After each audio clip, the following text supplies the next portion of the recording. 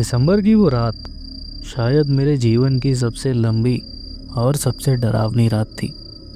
कहते हैं ठंड इंसान को सिकोड़ देती है, लेकिन उस रात उस ठंड ने मेरी रूह को ही जमा दिया था। आज मैं आपको एक सच्ची घटना सुनाने जा रहा हूँ, जो जुड़ी है मेरे गांव के उस पुराने पीपल के पेड़ से। तो अपने कानों में हेडफोन्स डाल लीजिए, और अगर आप इस चैनल पर नए हैं और रोज़ रात को ऐसी ही डरावनी कहानियाँ सुनते हुए सोना चाहते हैं, तो सब्सक्राइब कर लीजिए हमारे चैनल आत्मवार्ता को। लेकर चलता हूँ आपको कहानी की ओर। बात पिछले साल की है, जब मैं शहर से अपने गांव वापस लौट रहा था। बस ख़राब होने की वजह से मुझे मेरे हाईवे पर ही उतरना पड़ा। घड़ी में रात के 11 बज रहे थे। गांव अभी भी 2 किलोमीटर दूर था। चारों तरफ घना कोहरा था, इतना घना कि हाथ को हाथ तक नहीं दिख रहा था। और ठंड ऐसी थी जो हड्डियों के अंदर तक चुभ रही थी। मैं अपनी जैकेट को कसकर पकड़ते हुए तेज़ी से कदम बढ़ा रहा था। सन्नाटा इतना था कि अपनी ही सांसों की आवाज़ कानों में गूंज रही थी।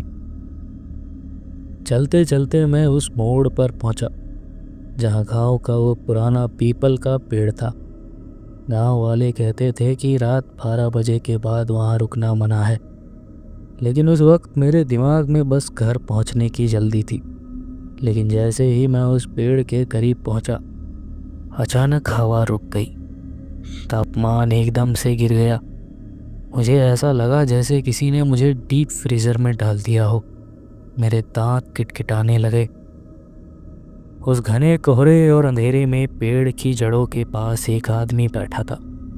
उसने एक पुराना सा कंबल ओढ़ रखा था। वो ज़मीन पर कुछ सूखी लकड़ियां जलाने की कोशिश कर रहा था, लेकिन आग जल ही नहीं रही थी।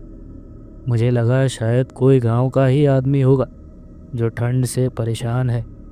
इंसानियत के नाते में रुका और पूछा, काका क्या हुआ, आग नहीं जल रही? उसने मेरी तरफ नहीं देखा। उसका चेहरा कंबल के अंदर अंधेरे में था। बस एक भारी और अजीब सी आवाज़ आई, बेटा बहुत ठंड है, थोड़ी आग मिलेगी? मैंने अपनी जेब से माचिस निकाली। मैं जैसे ही उसके पास झुका और माचिस की तीली जलाई, उस हल्की सी रोशनी में मेरी नज़र उसके पैरों पर पड़ी। मेरा तो खून ही जम गया। उसके पैर उल्टे थे, एड़ियाँ आगे की तरफ और पंजे पीछे की तरफ। मेरा गला सूख गया। मैं पीछे हटने ही वाला था कि तभी उसने मेरा हाथ पकड़ लिया। उसका हाथ, वो हाथ इंसान का नहीं बल्कि बर्फ की सिल्ली जैसा ठंडा था। ऐसा लग रहा था जैसे वो मेरे शरीर की सारी गर्मी चूस रहा हो। उसने अपना चेहरा ऊपर उठाया और कंबल के अंदर कोई चेहरा नहीं था, बस गहरा काला अंधेरा था। मैं चीखा। मैंने पूरी जान लगाकर अपना हाथ छुड़ाया। माचिस नीचे गिर गई और मैं अंधेरे में ही बेतहाशा भागा। पीछे से मुझे वो आवाज़ सुनाई दे रही थी, रुक जा, मुझे ठंड लग रही है, मुझे अपनी गर्मी दे दे। मैं नहीं रुका। मैं गिरता पड़ता हनुमान चालीसा पढ़ता हुआ सीधे अपने घर के दरवाजे पर गिरा। अगले 3 दिनों तक मुझे 104 डिग्री बुखार रहा। मैं रजाई में भी कांपता रहा। बाद में दादाजी ने बताया कि शीत पिशाच था, जो कोहरे वाली रातों में राहगीरों की गर्मी चुरा कर उन्हें मार डालता है।